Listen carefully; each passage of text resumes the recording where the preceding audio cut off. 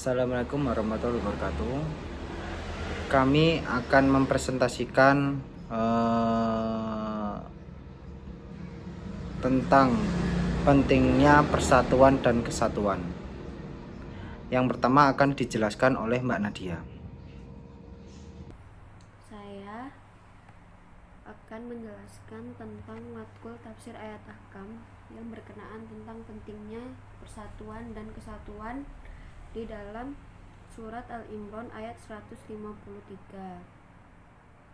Baiklah, di sini saya akan membacakan ayat dari surat Al-Imran ayat 153. Bismillahirrahmanirrahim. Bismillahirrahmanirrahim. Idza tas'iduna wala talawna ala ahadi wa rasulu yad'ukum fi akharakum fatabakum wamma bi amma walaya lakaila tahzanu ala ma fa'atakum wala ma asabakum wallahu khabirum bima ta'malun. Yang artinya, ingatlah ketika kamu lari dan tidak menoleh kepada siapapun, sedang Rasul Muhammad yang berada di antara kawan-kawanmu yang lain memanggil kamu. Karena itu Allah menimpakan kepadamu kesedihan demi kesedihan agar kamu tidak bersedih hati lagi terhadap apa yang luput dari kamu dan terhadap apa yang menimpamu, dan Allah Maha teliti terhadap apa yang kamu kerjakan. Quran surat Al-Imran ayat 153. Lalu di sini saya akan membacakan terjemahan mufradat dari surat Al-Imran 153. Yang pertama, wala talawna, yang artinya dan tidak menoleh, ala ahadin, kepada siapapun, fi ahrokum, yang berada di antara kawan-kawanmu yang lain, lalu wamma amma bihum, kesedihan demi kesedihan, ala ma fatakum, terhadap apa yang luput dari kamu, wallahu, dan Allah, bima ta'maluna, terhadap apa yang kamu kerjakan, idatus iduna, ketika kamu lari, warasulu, sedang Rasul, bidu'ukum, memanggil kamu, fatabakum, karena itu Allah menimpakan kepadamu, lakaila tuhzanu, agar kamu tidak bersedih hati lagi, wala ma'asobakum, dan terhadap apa yang menimpamu, khabirun, maha teliti. Lalu di sini saya akan membacakan kata kunci. Kata kunci yang pertama, ida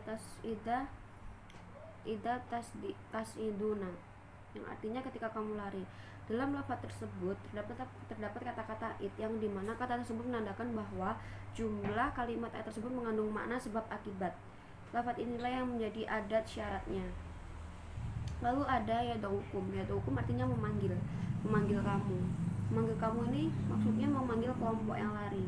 Kalimat ini merupakan kalimat silah antara adat syarat dan adat jawab. Lalu yang ketiga ada fasa bakum gomam biam, yang artinya karena itu Allah menimpakan kepadamu kesedihan demi kesedihan mengajukan pendapat. Kalimat ini menjadi adat jawab dari kalimat sebelumnya, yang dalam konteks ini Allah bermaksud memberikan kepedihan kepada suatu kaum atas sebab mereka lari berpaling dari Rasulullah. Lalu ada kata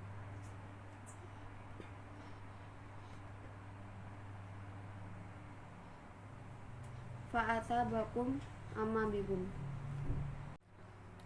Lalu lanjut di asbabun nuzul. Rasulullah Shallallahu Alaihi Wasallam bersama beberapa orang sahabat dekat musuh dan memanggil para sahabat yang lari.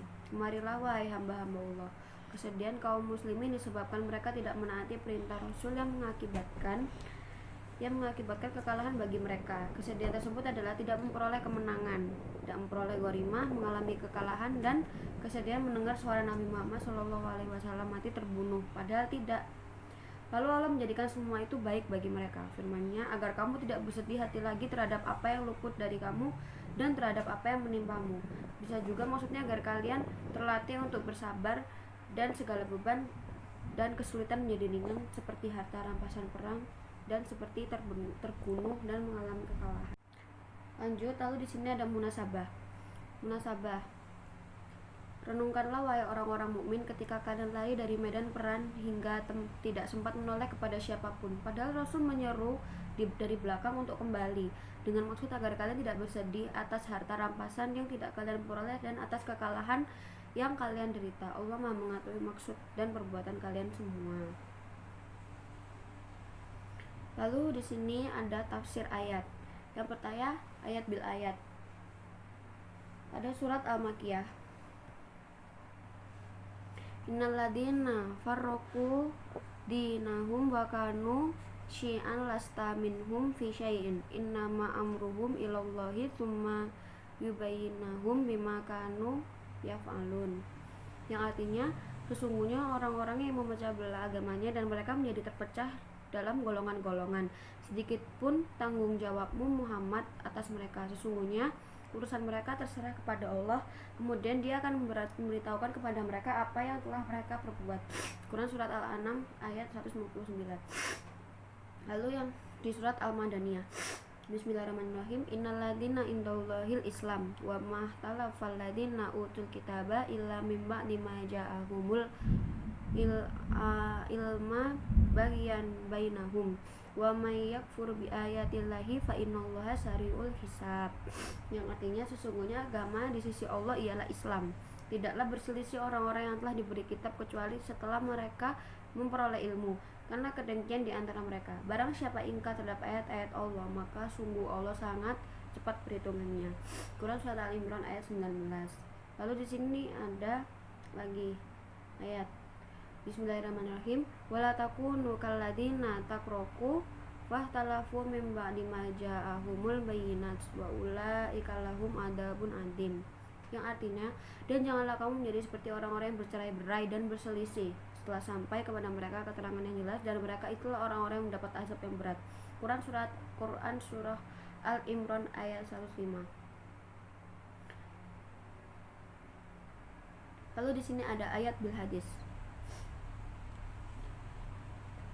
Yang artinya, Yahya bin Bukair telah menyampaikan kepada kami, ia berkata, Al-Laits telah menyampaikan kepada kami dari Ukail dari Ibnu Syihab bahwa Salim telah mengabarkan kepadanya Ibnu Syihab bahwa Abdullah bin Umar telah mengabarkan kepada Salim bahwanya Rasulullah SAW bersabda, seorang muslim adalah saudara bagi muslim yang lain. Ia tidak menzalimi saudaranya, ia tidak membiarkan saudaranya disakiti. Siapapun yang membantu kebutuhan saudaranya, Allah akan membantu kebutuhannya. Hadis riwayat Al-Bukhari. Lalu ada hadis yang kedua, yang artinya, perumpamaan kaum mukminin adalah hal kecintaan, rahmat dan perasaan di antara mereka adalah bagai satu jasad. Kalau salah satu bagian darinya merintih kesakitan, maka seluruh bagian jasad akan ikut merasakannya dan tidak bisa tidur dan demam. Hadis riwayat Muslim. Lalu ada tafsir ayat bil mufassir. Yang pertama, tafsir An-Nur. Kejadian-kejadian yang penting di barisan kaum muslimin dalam perang Uhud, yaitu sebab-sebab kegagalan mereka. Ketika sebagian besar dari mereka lari, sedang Rasul memanggil mereka dari belakang agar jangan berbuat demikian dan kembali ke pasukan masing-masing, tapi mereka tidak mendengarkannya. Oleh karena itu, mereka ditimpa penderitaan yang cukup berat. Kalau mereka sadari apa yang telah mereka perbuat pada waktu itu, tentulah mereka tidak akan bersedih hati atau heran mengapa mereka menjadi gagal dalam perang Uhud. Allah Maha mengetahui semua apa yang mereka perbuat dan telah mendengar pengaduan perempuan yang diajukan pada Rasul Muhammad mengenai suaminya. Dia mengeluh karena ditinggal suaminya. Oleh karena Allah menurunkan hukum yang dapat melepaskan perempuan tersebut dari keluh kesahnya dan mengembalikan anak-anaknya ke dalam pangkuannya. Lalu ada tafsir Al-Misbah. Renungkanlah wahai orang-orang mukmin, ketika kalian lari dari medan perang hingga tidak sempat menoleh kepada siapapun, padahal Rasul menyeru dari belakang untuk kembali, lalu Allah menimpakan kesedihan secara berturut-turut ke dalam diri kalian dengan maksud agar kalian tidak bersedih atas harta rampasan yang tidak dapat kalian peroleh atas kekalahan yang kalian derita. Allah Maha mengetahui maksud dan perbuatan kalian semua. Lalu ada tafsir Al-Mukhtasar. Allah mengingatkan kondisi mereka saat kalah perang, dan Allah mencela mereka tersebut dengan berfirman, ingatlah ketika kamu lari, yaitu kabur dari perang dan tidak menoleh kepada seorang pun. Maksudnya tak seorang pun dari kalian menoleh kepada yang lain dan tidak melihatnya. Bahkan kalian tidak memiliki keinginan kecuali lari dan selamat dari peperangan, padahal tidak ada bahaya besar atas kalian, karena kalian itu bukanlah manusia yang terakhir yang menghadapi musuh dan merasakan dahsyatan perang, akan tetapi Rasul ada di antara kawan-kawanmu yang memanggilmu. Maksudnya beliaulah yang berada di belakang kalian seraya berkata, datanglah kepada wahai hamba-hamba Allah, namun kalian tidak menoleh kepadanya, dan tidak pula kalian berpaling kepadanya. Padahal melarikan diri dari perang itu adalah tindakan yang patut dicela. Mengabaikan rasul yang wajib didahulukan atas keselamatan jiwa sendirinya adalah lebih besar celaannya. Karena itu Allah menimpakan atas kamu. Maksudnya Allah membalas perbuatan kalian dengan kesedihan di atas kesedihan. Maksudnya kesedihan yang diikuti dengan kesedihan lain, kesedihan yang lenyapnya kemenangan dan ghanimah, dan kesedihan atas kekalahan kalian mendengar bahwa Muhammad telah terbunuh. Akan tapi Allah dengan kasih sayangnya dan bagusnya pandangannya bagi hamba-hambanya menjadikan terkumpulnya perkara-perkara tersebut bagi hamba-hambanya yang beriman sebagai suatu kebaikan bagi mereka. Allah berfirman, supaya kamu tidak bersedih hati terhadap apa yang luput dari dirimu berupa kemenangan dan keberhasilan, dan terhadap apa yang menimpamu berupa kekalahan, kematian, dan menderita luka-luka ketika terbukti kepada kalian bahwa Rasul itu tidak terbunuh. Maka terasa kecillah bagi kalian musibah-musibah tersebut. Kalian berbahagia dengan keadaannya yang menjadi segala penghibur dari segala ujian dan cobaan, dan hanya Allah saja yang mengetahui segala rahasia dan hikmah yang terkandung dalam uji dan cobanya saja. Semua itu bersumber dari ilmu pengetahuan terhadap perbuatan-perbuatan, penampilan lahir maupun batin kalian.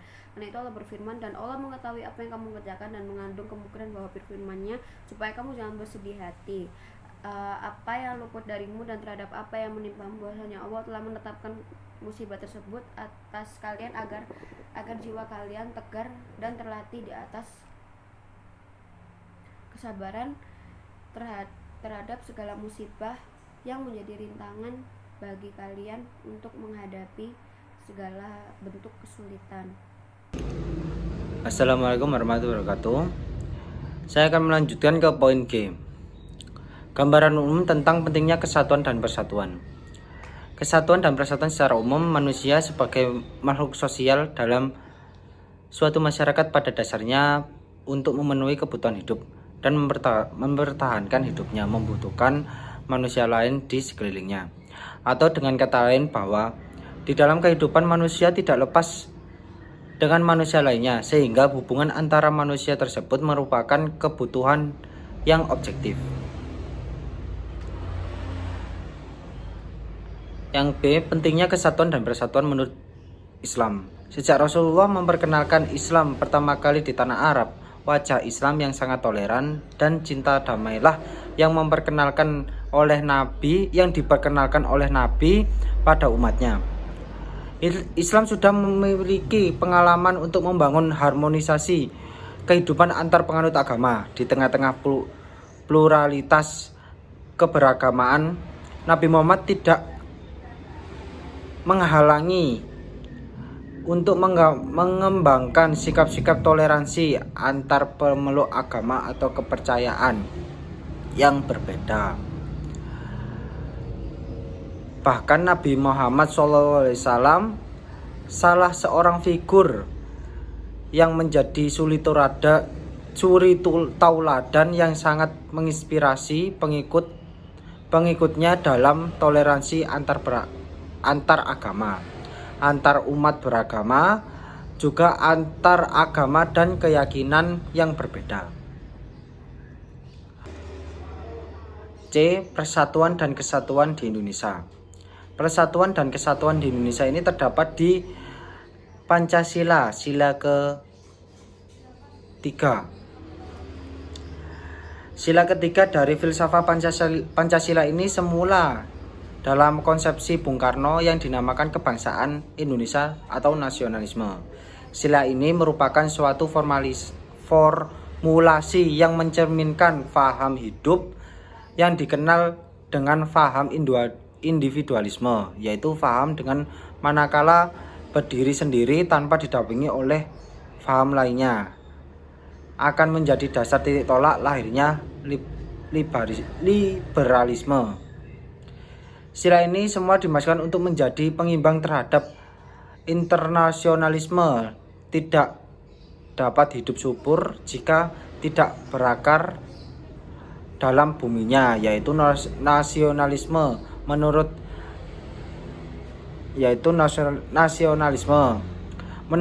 Notonegoro. Prinsip nasionalisme Indonesia atau persatuan Indonesia tersusun dalam kesatuan majemuk tunggal, yaitu kesatuan sejarah, yaitu bangsa Indonesia yang tumbuh dan berkembang dalam suatu proses sejarah zaman prasejarah, Sriwijaya, Majapahit, Sumpah Pemuda, dan sampai proklamasi 1945, dan kemudian membentuk negara Republik Indonesia. Kesatuan nasib, yaitu yang kedua, kesatuan nasib, yaitu berada dalam proses sejarah yang sama dan mengalami nasib yang sama, yaitu dalam penderitaan, penjajahan, dan kebahagiaan bersama. Kesatuan kebudayaan yang ketiga, yaitu keanekaragaman kebudayaan tumbuh menjadi suatu berbentuk kebudayaan nasional. Yang keempat, kesatuan wilayah, yaitu keberadaan bangsa Indonesia tidak bisa dipisahkan dengan wilayah tumpah darah Indonesia. Yang kelima, kesatuan asas kerohanian, yaitu adanya ide, cita-cita, dan nilai-nilai kerohanian yang secara keseluruhan tersimpul dalam Pancasila. Sekarang yang poin H, analisis berdasarkan pemaparan dari berbagai sudut pandang tulisan di atas. Penulis berpendapat bahwa menjaga kesatuan dan persatuan itu sangat penting dan harus diutamakan lebih dari yang lain. Oleh karenanya Rasulullah pun di Piagam Madinah mengatur mengenai ukhuwah yang harus diperhatikan oleh semua warganya dan negaranya pada saat itu. Pertama, ukhuwah Islamiyah, yakni ikatan persaudaraan yang dijalin berdasarkan atas hal kesamaan dalam keimanan, yakni agama Islam.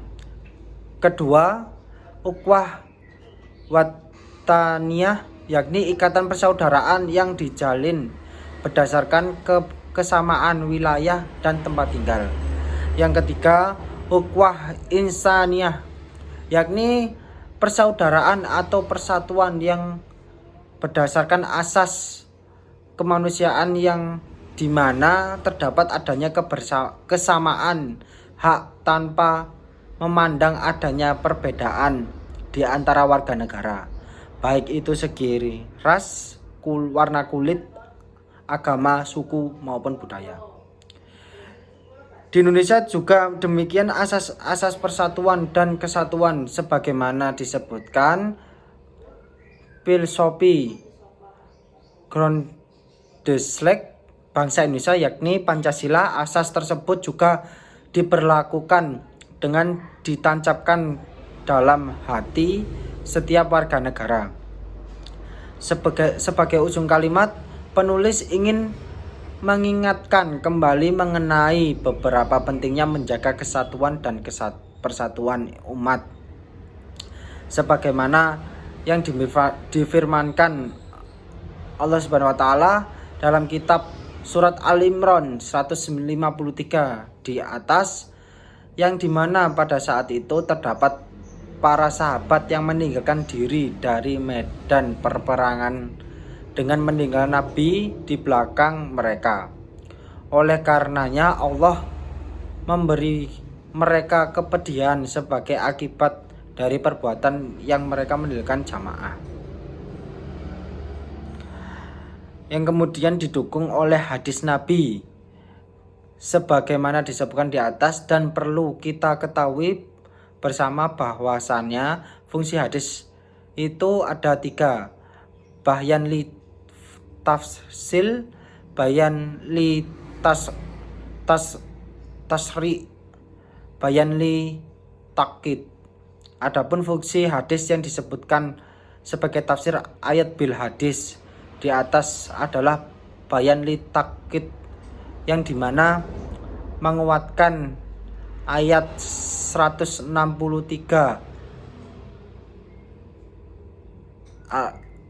Al-Imran, yang dimana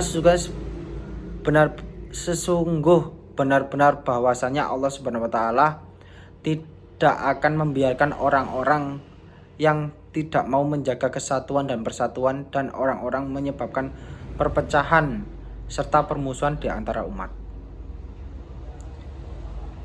Demikian penjelasan dari kami. Assalamualaikum warahmatullahi wabarakatuh.